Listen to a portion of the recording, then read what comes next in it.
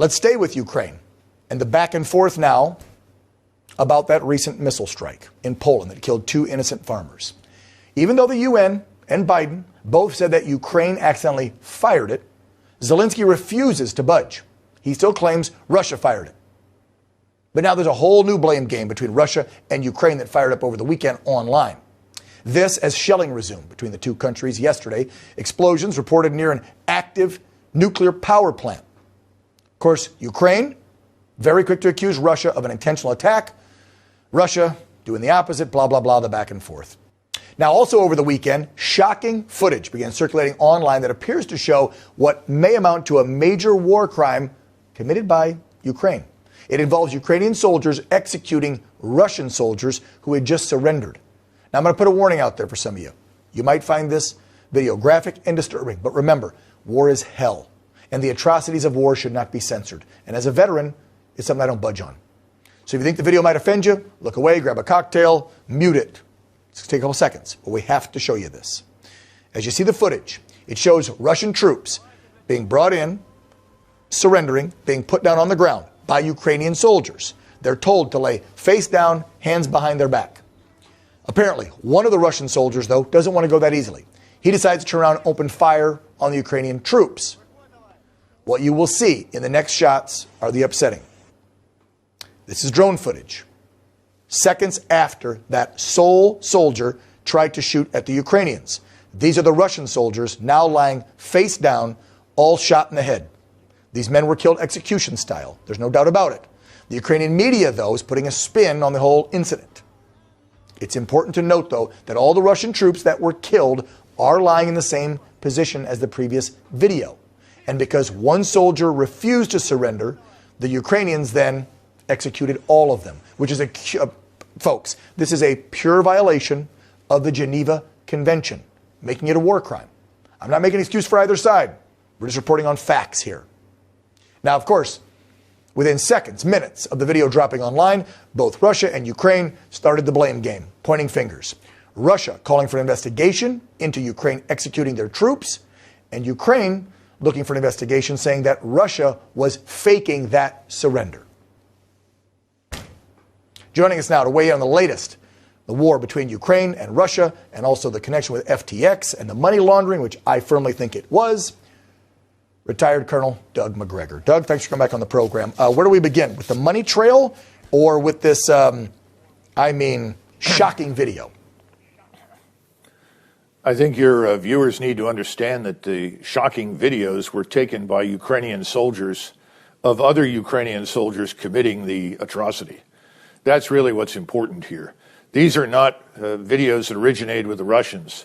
These came from Ukrainian soldiers who were simply filming what they saw happening. And that's a very important thing to understand. The second part is what the Russians have asked for, and they've done this before, is for the United Nations and a third party to come in and examine these things.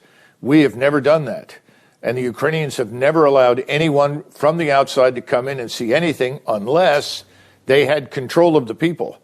So as a result, the accusations against the Russians have never been validated. And I suspect that this is the tip of the iceberg, because we know that the so-called Azov Nazis have a long track record of this kind of behavior. But again, no one has investigated it. And as you point out, no one else is showing this material. But, Colonel, now wait a minute. We were told by the mainstream media and Zelensky that those Azov Nazi don't exist anymore within the Ukrainian regiment or troops or divisions, whatever they call them over there. Wait a minute. I thought they weren't there. That's fake. That's fake news. Yeah. Well, we've had a lot of fake news from the capital of fake news, which turns out to be Kiev. Yeah. So the second point that you're bringing up is equally important. And I think we need to understand that there has been no accountability in Washington for much of anything for a long time. And the loss of our funds that we've invested is inevitable at this point. We're never going to figure it out. We're never going to know with precision. And the reason why is that there are now 540,000 Russian troops stationed around the outskirts of Ukraine, preparing to launch one of the major offensives that I think will probably end the war in Ukraine. 540,000 Russian troops, 1,000 rocket artillery systems, 5,000 armored fighting vehicles, including at least 1,500 tanks, thousands of guns, hundreds and hundreds of tactical ballistic missiles. Ukraine is now going to experience war on a scale that we have not seen since 1945. But Doug, we're told they were winning the war. Make it impossible I thought Ukraine to track was winning it. They keep propping Zelensky up like a hero, and that it's over. Well, you know, it's interesting that you mention that, because the Germans are now finally discovering that what they've been told is false. About 40% of Germans polled have now said they know the narrative coming out of Berlin about Russia is false.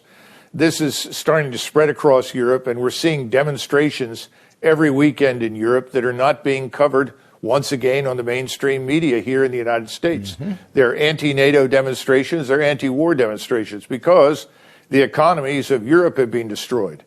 And by the way, you would think that a lot of Americans would wonder, since they're standing in line at the local food bank trying to get enough food to feed their families, why the president seems so intent in throwing more and more cash at Ukraine, the black hole. Well, I think we know why, now that we heard about FTX, and there's probably 10 other things they're trying to money launder through, so that we don't have any way to track it.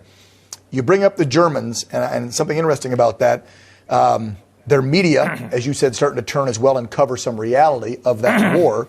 I read as well that Ukraine has even been quietly telling people, get the heck out. Winter's going to be so bad. The Russians are surrounding us. We don't have the natural gas and the heat, so get out. Is that factual or not? Because nobody in this country is saying it. Absolutely. Okay. Absolutely. And in fact, the Ukrainians are moving many of their military operations centers and command and control further and further west towards the Polish border, because they can't maintain them anywhere else. You're looking at millions of Ukrainians, once again, who, if they don't have relatives in the countryside where they can bunk with them and have wood heaters or wood stoves, then that means they're going to have to head west. And we're going to have millions of Ukrainians on the doorstep of Western Europe shortly. Wow. So it's a black hole for money laundering. The mainstream media around the globe is lying to citizens of what's actually happening and who's actually winning. And then you have Ukrainian soldiers, possibly these Nazi ones that we were told don't exist anymore, executing Russians who surrendered.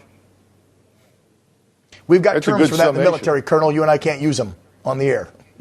That's right. 8-letter words. Nonsense. There you go. That's better than this sounds all, well, anyway.